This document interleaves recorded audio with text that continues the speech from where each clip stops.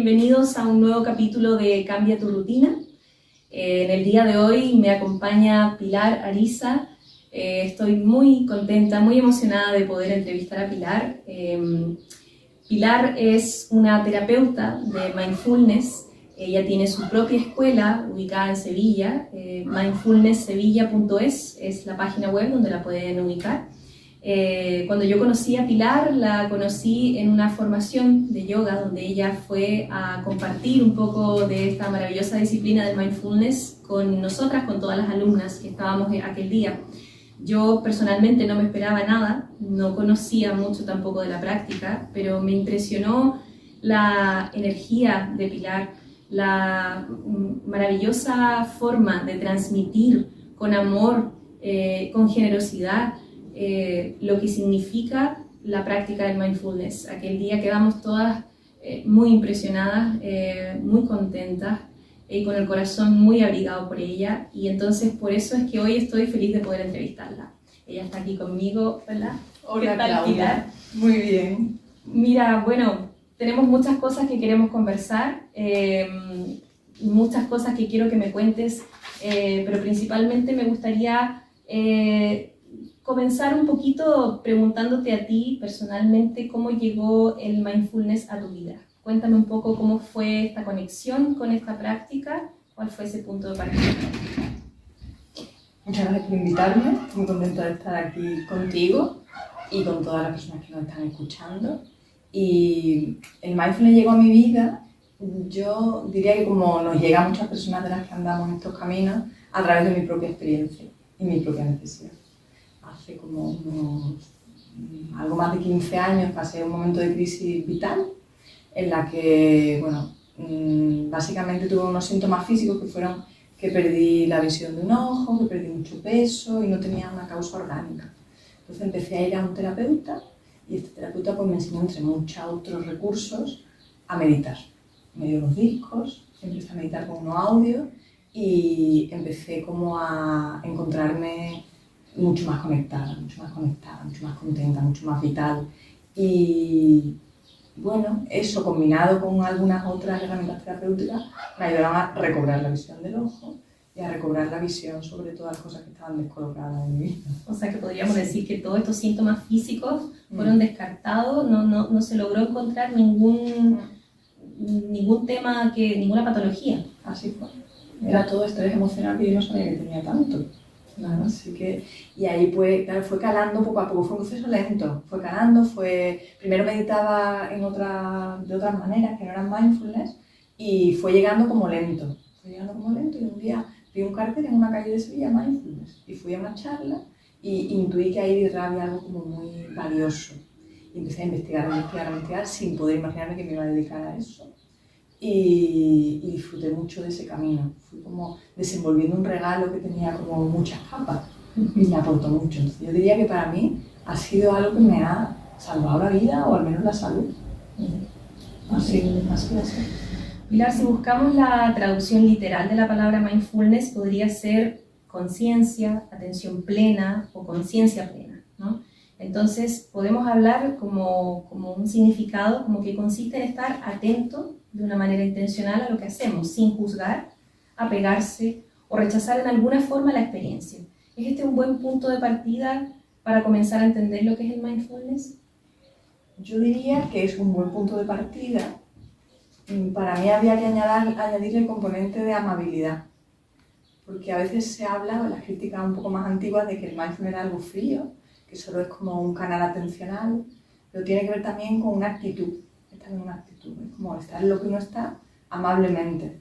Y yo te voy a compartir la definición que más me gusta hoy por hoy de mindfulness, que es de un monje vietnamita que falleció hace un tiempo, un monje vietnamita que es uno de los padres de este movimiento, que se llama Thich Nhat Hanh. Y él dice que el mindfulness es el milagro que se despliega cuando estoy totalmente presente para un otro.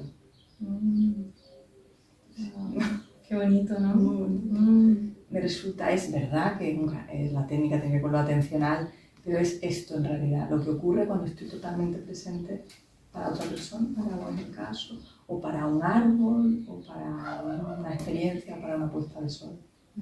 Luego sobre la palabra, la etimología, la palabra mindfulness, proviene de una palabra pali que es sati, una palabra como budista que es sati, que sati significa literalmente recordar.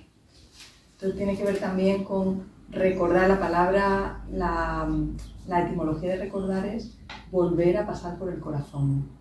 Entonces, para mí mindfulness tiene mucho que ver con eso. Es verdad que es atención, que es estar enfocado, que es sin juzgar, es verdad.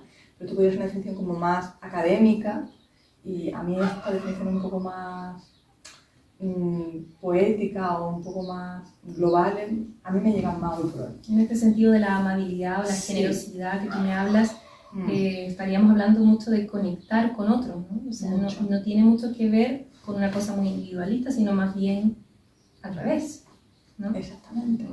Que podría parecerlo porque me aíslo en una habitación, a mi práctica, mental, paso del mundo, pero en realidad tiene que ver con conecto conmigo para después estar en una disposición mucho más amplia de poder conectar con la vida, claro, y con otros. Claro. Y con... Eso podría malentenderse en algún punto, ¿no? Sí, yo diría que sí. Sí. Pilar, para los que no sabemos, para los que nos puedan estar escuchando y que no sepan mucho de este tema, que puede haber mucha gente, ¿existen tipos o variaciones de mindfulness? ¿Hay diferencia entre un concepto clásico de esta práctica y el moderno que se está practicando hoy en día? Esta es una gran pregunta. Yo diría, en mi humildísima opinión, que hay tanto mindfulness como personas que lo reciben o como personas que lo transmiten. Porque en realidad puede parecer que hablamos de una herramienta como muy estructurada o muy empaquetada, pero en realidad es algo muy grande, muy grande, muy grande. Y efectivamente el mindfulness moderno, por decirlo así, bebe de tradiciones contemplativas antiguas, hablamos de budismo, que hablamos de tradiciones que tienen 2500 años como mínimo. Entonces, claro, hay variantes, claro, depende de en qué ámbito hablemos, porque el mindfulness se está entrenando en ámbitos distintos. Claro, es muy distinto entrenarnos en un colegio, que en una escuela de como yo tengo, que en una empresa, que en el deporte, que... Es lógico que existan muchas ramificaciones, ¿no? Claro. Sí, yo diría que tantas como intenciones, porque cuando una persona se pone en una mindfulness tiene una intención. Yo no hablo de un tipo, es una intención, entonces cada intención en realidad está abriendo ya tanto mindfulness como seres humanos, diría yo. Interesante, ¿no? Uno no pensaría que pudiera ser tan abierta las posibilidades. Sí, hombre, si cerramos un poco más el foco, sí que es verdad que hay como estructuras, programas, escuelas, miradas, enfoques. Sí. Esto sí que lo hay, ¿no? Pero diría que cada cual lo pasa a través de su corazón y así lo hace suyo. Es una experiencia muy única Muy de única. cada persona. Sí. En este sentido, habrán personas más o menos abiertas a la experiencia, porque hay que estar abierto para cualquier tipo de práctica como esta, ¿no? Como el yoga, como el mindfulness. Pero podríamos decir que cualquiera puede meditar, cualquiera puede vivenciar esta experiencia, ¿o no? Sin duda. ¿Sí? Sin duda, sí. Sin duda, sí. Todos tenemos la capacidad de... Por supuesto. Todo el que tenga una mente humana, un cuerpo humano y una realidad humana y un corazón humano puede practicar. Hombre, quizá en un caso muy grave de un daño neurológico gravísimo, pues a lo mejor habría que ver, pero digamos que eso no está más o menos en su funcionalidad físico, cerebral, emocional, por supuesto que sí. Por supuesto que sí. Porque claro, hay personas que son, por ejemplo, muy aceleradas, muy nerviosas, que les cuesta muchísimo concentrarse, que a lo mejor puede que intenten este tipo de práctica y no lo consigan, no digan, mira, eso no es para mí, porque es que yo no puedo mantener mi atención. Podríamos decir que esas personas con el tiempo sí podrían llegar a conseguirlo. Claro que sí, a esas personas yo diría que le ayudaría mucho tener el acompañamiento de un profesor, de un guía. Verá que aquí uno puede decir, voy a subir solo al Mont Blanc o al Monte Perdido de los Pirineos, pero va a ser mucho más fácil si te acompaña alguien que ya ha ido. Entonces aquí los profesores hacemos la función de guías, la experiencia de la persona, pero nosotros acompañamos un camino que ya hemos transitado antes y en el que hay experiencias previas. Entonces con ayuda de un profesional puede ser mucho más fácil. O de un maestro espiritual, que puede ser un profesor secular, como soy yo, o puede ser un maestro de alguna tradición contemplativa, mucho más fácil. Porque la práctica se adapta, que esto a lo mejor tampoco mucha gente lo sabe, se adapta. No todo es me siento una hora en silencio a meditar. Hay muchas maneras de traer la conciencia de vuelta, a través del movimiento, del cuerpo. En realidad, bailar flamenco puede ser una meditación. O sea, que aquí se trata como de de adaptar. A mí también me gusta mucho la idea de que la práctica se adapta a nosotros. No es tan forzoso que uno se adapte a la práctica, es como encontrar tu manera. No es una práctica rígida que tú te tengas que meter en ella. El mindfulness no. Hay otras escuelas tradicionales de meditación que sí, porque trabajan así, pero el mindfulness es bastante flexible. En ese sentido sirve para todos. Yo diría que sí. Sirve para todos. Tengo un poco de duda con los niños.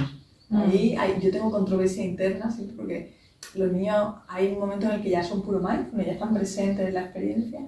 Entonces yo siempre tengo un poco de debate de los niños muy pequeños, hasta qué punto. Ahí habría que hacer otra entrevista para eso. ¿Verdad? Y Pilar, otra pregunta ya más personal, pero yo sé que el vivir esto, la práctica mindfulness es algo que cuesta quizá ponerlo en palabras, contarme un poco cómo es para ti o cómo tú lo vives, cómo es tu experiencia tuya, ¿no? Personal.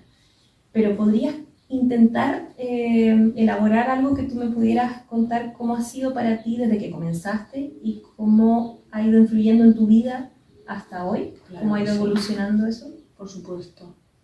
Son años, pero por resumir así como hitos, para mí al principio suponían los momentos de práctica como pequeños oasis en el día, y también fui descubriendo poco a poco que era como una manera de desarrollar disciplina, porque hay momentos que no me apetecía, pero había como algo más grande que me decía. Eso ya cuando entré en la práctica regular, porque estuve muchos años que iba, que venía, varios años. Entonces cuando ya entré en la práctica regular es como algo más grande que me hacía sentarme, y para mí son espacios de encuentro conmigo, de encontrarme conmigo.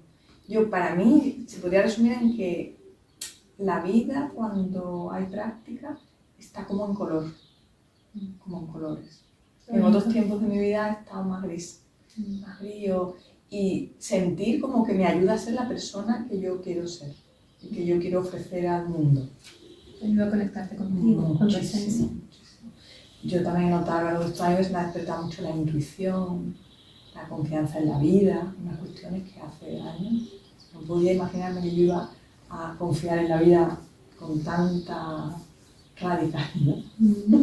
Y eso, la paciencia, son muchas cosas. Aquí me hace pensar en otro tema, es un tema que está ocurriendo a nivel mundial, sobre todo en el mundo occidental, pero el tema de las altas tasas de enfermedades mentales que hay ciertos países que tienen unas tasas muy altas de suicidios también, etc. El mindfulness puede ser una alternativa para ayudar en una depresión, en crisis de ansiedad. ¿Es posible trabajarlo en esos momentos de crisis o tú lo ves como, por ejemplo, este tipo de pacientes con depresión que tendría que trabajarlo en momentos cuando las cosas estén más calmadas? ¿Es algo que tú recomendarías de alguna manera? Buena pregunta. Yo diría que es un magnífico complemento. De hecho, es importante cuando las personas llegan a programas, ¿no? A querer inscribirse, saber en qué punto de su proceso están. Porque, por ejemplo, cuando la ansiedad está en un pico muy alto, a lo mejor ahí hace falta el complementar, incluso con farmacología. A lo mejor no es la acción preferente, pero digamos que todo es importante, por supuesto, el trabajo de un equipo de psiquiatras, psicólogos, etc. Pero es un magnífico complemento. Muchas personas me han reportado después de la experiencia que han podido tomar menos fármacos. Y yo diría que está muy bien cuando ya hay un poco de asentamiento. Con trastornos psicóticos hay que tener mucho cuidado, entonces trata de saber lo que se está haciendo. Y hay muchos grupos específicos. Sí hay todo un programa que es el MBCT, que es un programa desarrollado para prevenir recaídas en depresión. Entonces funcionaría en el momento agudo de la depresión, a lo mejor, pues hay que tratar con otro tipo de terapia o complementado, pero después seguro que ayuda. Seguro que ayuda. Como que ayuda a afinar el instrumento. Claro. No puede estar solo. Solo no. En algunos casos sí, hay cuestiones que se mejoran muchísimo solo con mindfulness, pero yo una vez tuve un participante en un programa que el psicólogo clínico me preguntó: yo vengo a ver si esto es crecepelo, a ver si es un remedio para todo. Entonces, no, un remedio para todo, lo que pasa es que es una práctica que con una inversión de tiempo y de energía muy razonable ayuda mucho, pero a veces hace falta, por supuesto, otra cosa. No es mágico. No es mágico. Lo parece a veces, pero no debería llevar una varita mágica para todo.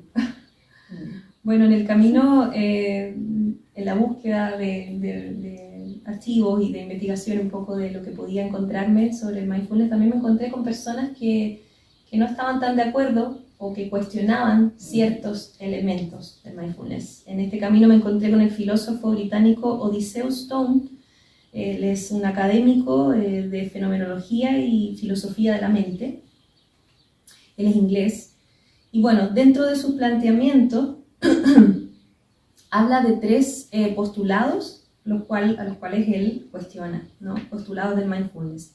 Te los voy a leer un poco para que vayamos comentando un poco a ver qué opinas de su cuestionamiento. Dice, el primero, tener una conciencia desnuda o atención desnuda sobre una experiencia. El siguiente postulado es centrarse en el presente como un enfoque exclusivo en el momento presente. Y el tercer postulado dice, la noción moderna del mindfulness es lo que se conoce en la literatura psicológica como descentralizar. Y a descentralizar, él le llama que todas nuestras reacciones emocionales y nuestras percepciones del mundo no son reales, sino que son solo construcciones mentales y proyecciones de la mente.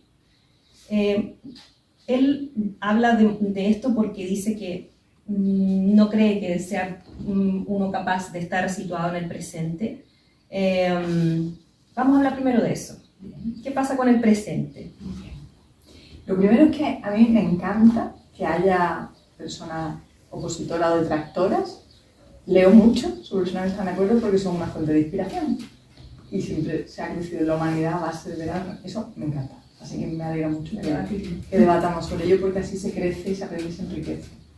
Entonces, sobre el presente, yo escuchando lo que me acabas de compartir, diría que hay algo de confusión.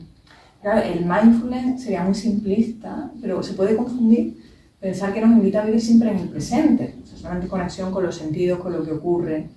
Esto no es lo que invita a mindfulness. Las prácticas, yo creo que ahí puede haber una confusión entre, bueno, creo no, estoy convencida de que puede haber una confusión entre la técnica y lo que pretendemos cultivar. O sea, las técnicas, ¿no?, de meditación, de vuelta al presente, de conexión con la experiencia, es verdad que nos invitan a volver al presente. Pero esas técnicas pretenden cultivar determinadas cualidades de fondo. O sea, al volver más veces al presente, eso nos ayuda a que la mente se acostumbre a estar más veces en una actitud equilibrada, calmada, armónica, flexible, abierta, compasiva, etc. Por ahí diría yo que puede ir. Entonces no se trata de estar siempre en el presente, eso es imposible. Porque además nuestra mente funciona, son disparos eléctricos, y esto nos lleva al pensamiento. Se trata de darnos cuenta, abrir conciencia y con estos recursos regresar. Y de hacer ese movimiento muchas veces se va entrenando una parte de nuestra psique que tiene que ver con cualidades que nos hacen vivir mejor. Perfecto, claro. Por ahí. O sea, es un trabajo que hacemos para luego aplicarlo en nuestra vida diaria, Claro, pero no es un esfuerzo de mantenernos en el presente. ¿Qué va? Constantemente. Eso es agotador, agotador. Esto es muy bonito, esto es lo que me acabas de contar, porque es entrenamos, se dice muchas veces, ¿no?, en este tipo de clases, entrenamos en el cojín, en la esterilla o en nuestra silla de práctica, entrenamos unas cualidades que luego nos ayudan en la vida, pero no en la práctica por sí misma. La práctica no es un fin, es un medio para vivir mejor. Aramos la tierrecita, donde van a arraigar mejor las flores. Y bueno, sigamos un poquito con los cuestionamientos de Odysseus Stone. A ver, por ejemplo, también habla de que en sí todo esto de que hablamos de los pensamientos, como lo que te decía antes, reconocer las reacciones emocionales en nuestros pensamientos, no como parte del mundo real, no son reales, sino que construcciones mentales y proyecciones de la mente. Él se va a un extremo y nos habla de temas tan duros en el exterior, ¿no?, como la guerra, como conflictos muy duros de nuestra sociedad, a los cuales nosotros no podemos como aislarnos. Lo critica, lo ve como algo mal, como que el mindfulness nos puede llevar un poquito a ello. ¿A ti qué te parece al escuchar eso? Es muy razonable, porque claro, desde fuera podría parecer, a mí me gustaría que estuviera aquí sentada, para debatir con el profesor. Lo vamos a llamar para la próxima. Es súper interesante lo que plantea, y verdaderamente desde fuera podría parecer que la actitud de una persona meditadora es una postura indiferente. pero en la tradición de la que bebe mindfulness se habla, hay una palabra muy central que es la ecuanimidad, que es algo que se cultiva cuando uno entrena estas prácticas, se cultiva porque claro, cada vez que traemos la mente de vuelta, estamos cultivando ecuanimidad, que la ecuanimidad es la capacidad de regresar a un centro de una manera más ágil, aunque sienta las cosas. La guerra es terrible, pero si me quedo perdida en el sufrimiento que me genera la guerra, me puedo colapsar y ya no soy un elemento que pueda aportar nada, porque estoy como colapsada, ¿no? En mi sufrimiento. Y el mindfulness permite poder ser consciente de lo que ocurre, pero actuar de una manera como más desapegada. Pero eso no significa que no se sienta. De hecho, parece, según investigaciones y papers que he publicado, que una persona que tiene práctica sentada siente las emociones con más intensidad. O sea, sería al revés. Sería al revés. O sea, que aparentemente puede parecer lo contrario, pero sí es verdad que se siente con más intensidad, pero dura menos. Porque hay menos elaboración rumiatoria, ¿no? Como rumiación sobre lo que pasó. Menos rumiación. Claro, tengo, por ejemplo, en esa experimentación que te comento, se ponen imágenes de crueles con animales. Me parece que una persona que medita en sus registros psicofisiológicos tiene un pico de emoción, pero enseguida regresan a un equilibrio. Una persona que no tiene la mente entrenada, pues probablemente rumia y se puede ir a su casa todavía y seguir sufriendo extra. Esto no nos aporta mucho. Entonces, el enemigo cercano de la ecuanimidad es la indiferencia, pero son distintos, a ese matiz. Pero se tiende a confundir, ¿no? Se puede confundir. Desde fuera se puede confundir, pero la evidencia interna es muy distinta. O sea, una persona ecuánime puede ser una persona activista, política, una persona que denuncia cosas que están pasando, pero desde un centro, no desde la reactividad emocional. Claro. Que desde esa reactividad emocional es muy difícil aportar. Efectivamente, porque además todo está sesgado por el secuestro emocional y ahí hay poco que construir en realidad. Vamos a seguir con, a ver, lo último, bueno, el último cuestionamiento que vamos a sacar de este mismo filósofo, ya vamos a pasar a otra cosa. El elemento ritualista que tiene el mindfulness, ¿se puede confundir con una religión? Como también puede ocurrir a veces con el yoga. Puede ser. Que se puede malentender como prácticas que al final buscan darle un significado a tu existencia, tienen ciertos elementos ritualistas, entonces que podrían confundir a alguien que realmente no lo haya vivido. Podría confundirse. Yo diría que depende mucho del contexto y de la persona que lo transmita. Porque al final cada profesor va a transmitir su background y habrá algunos profesores que traigan palabras en sánscrito, que traigan determinados elementos del budismo como reseña histórica. Yo creo que puede tener mucho que ver con eso, pero se puede perfectamente transmitir mindfulness sin hablar de eso. Puede una persona tener su religión y a la vez también practicar mindfulness porque no choca en absoluto con ello. Absoluto. De hecho, yo he trabajado muchos años con monjas cristianas. ¿Ah, sí? Sí, monjas católicas, que ellas, yo muy curiosamente les preguntaba qué les aporta a ellas que tienen tanta experiencia con la espiritualidad. Sí. Y me decían que les aporta, les ayuda a tener un estado de presencia en el que luego conectan mucho más directamente, con menos interferencia, con su Dios, con su escritura y con su espiritualidad. O sea, son complementarios. ¿Cómo fue para ti trabajar con monjas? Que debe haber sido algo muy alucinante. Muy peculiar, ¿no? Fue muy peculiar y muy alucinante. He aprendido muchísimo de ellas, muchísimo. Y he descubierto además, descubrí en esos años que, bueno, algo que dice un sacerdote, que también es como muy impulsor de la atención plena, que es Pablo Dors. Él dice que la espiritualidad es el vino y las copas, y las religiones son las copas. Entonces, finalmente también he tenido la suerte de trabajar en Melilla con ellas, con esta comunidad de monjas que ayudaban al bienestar de mujeres musulmanas. Entonces he tenido la suerte de enseñar mindfulness en contextos religiosos distintos y en contextos muy seculares, muy aconfesionales, y eso fue una aprendizaje más grande, que al final la espiritualidad no había que ver, ¿no? Para mí es una, y las religiones pues son distintos pozos que van al mismo río. Y entonces en ese contexto, con ese tipo de personas, ¿nunca tuviste un choque o una forma de que no te entendieran mucho lo que tú estabas intentando transmitir, o tuviste un poquito de...? Con ellas, claro, a mí las que me llamaron son las que estaban abiertas, ¿sabes? Para esto, como tú bien has dicho antes, hace falta apertura, porque la persona que practica es toda una práctica absolutamente voluntaria y que al que le haga sentido la seguirá y al que no.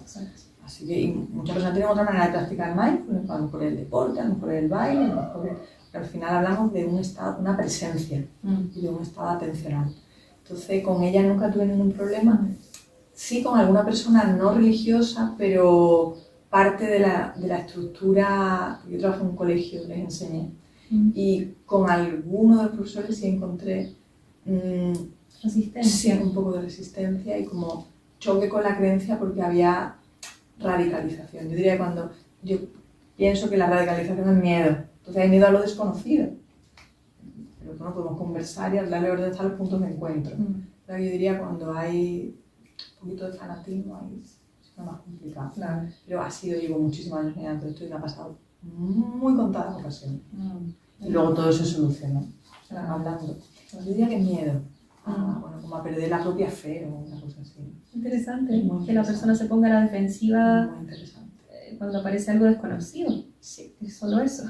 Es muy humano. Aparte de algo desconocido, se activa el sistema de amenaza, vaya a ser que esto me influya negativamente. Muy interesante. Pilar, bueno, también te quería comentar sobre en pandemia, ¿no? Cosas que ocurrieron en pandemia que me parecen siempre muy interesantes porque nos afectaron mucho en todos los niveles, está claro, pero centrándonos mucho en el tema de la salud mental, pues me he encontrado con un estudio que fue publicado en 2020. Decía que habían descubierto que el 25% de los asiduos al mindfulness de entonces reportaron ataques de pánico hasta depresión, junto con molestas sensaciones de disociación de la realidad o desrealización.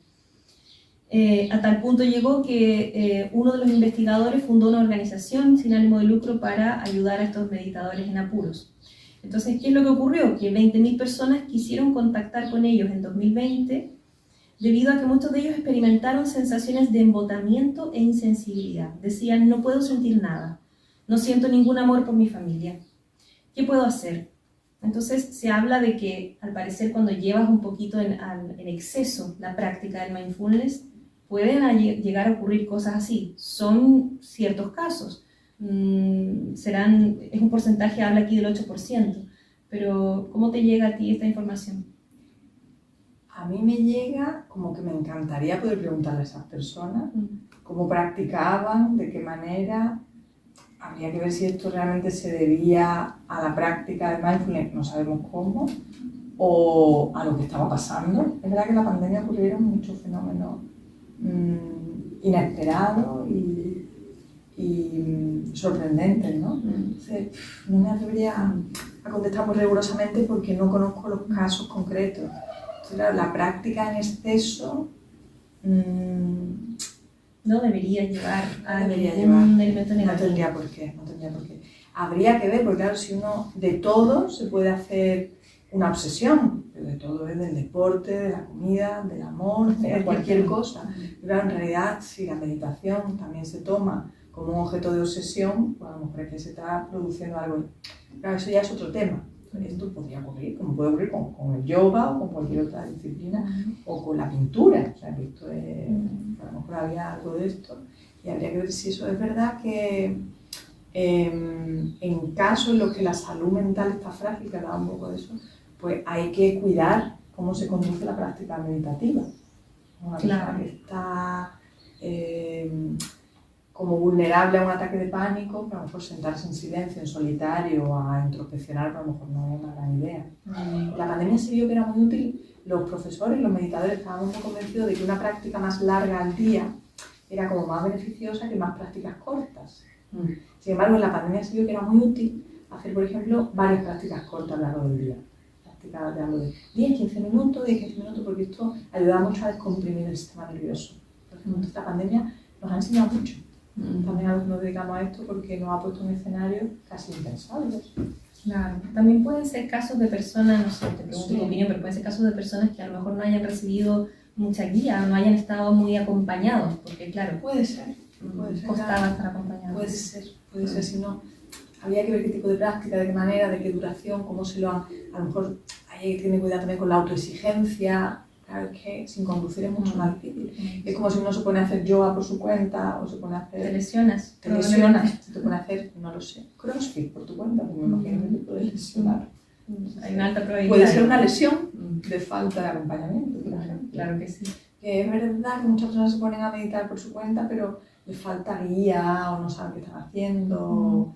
Hombre, para mí, desde mi perspectiva, es una práctica bastante inocua quiero decir como bastante respetuosa, y no diría yo que tiene demasiado efecto secundario, pero puede haber casos que afectan. Claro. Estamos haciendo un trabajo de reprogramación a nivel profundo inconsciente.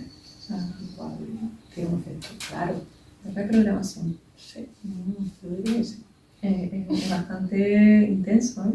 Sí, es sutil y a la vez bastante intenso. Sí. Pilar, bueno, estamos llegando al final de la entrevista, se nos pasó volando el tiempo, a mí por lo menos se me pasó muy rápido. Me gustaría, como para cerrar un poco la conversación, si nos puedes decir un poco una recomendación para las personas que nos puedan estar escuchando y que les pueda interesar la práctica, pero que a lo mejor no han tenido la suerte de encontrarse contigo antes, y que tú podrías contarles un poquito sobre esto, para ver si es algo que pueda colaborar, que pueda ayudar con los otros también. Claro. Yo diría muy claramente que si aquí dentro hay como algo que intuye o que mueve hacia esta práctica, es que hay algo válido. Y el camino se va a abrir. O sea, yo diría que se puede confiar.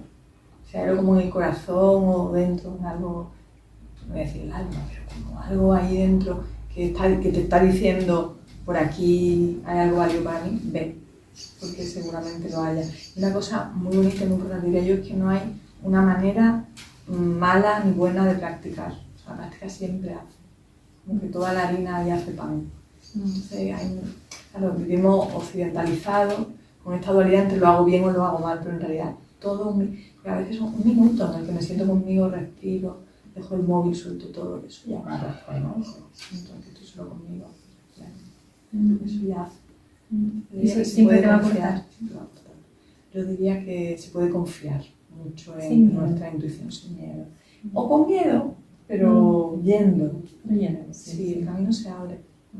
Yo creo que está como la recomendación. Ayuda mucho a equilibrarnos. Vivimos en una sociedad un poco alocada. Esto es como la raíz de todo esto, porque por una necesidad, porque hay muchos asuntos incluso de salud, ¿no? Relacionados con el estrés, con la depresión, con la desgana, con la falta de con la mala calidad del sueño, etcétera, que tienen que ver por vivir como disociados, tú has dicho antes esa palabra, como desconectados. Sí. Entonces, minuto de este tipo de prácticas que hagamos, minuto que nos conectamos y nos ayuda a vivir en sintonía. Un poquito mejor, sí. Un poquito mejor.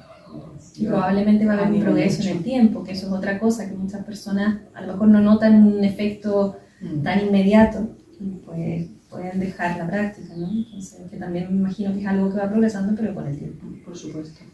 Hace falta confianza, que también por eso hay tanta investigación científica, tanto aval de la comunidad médica, etc.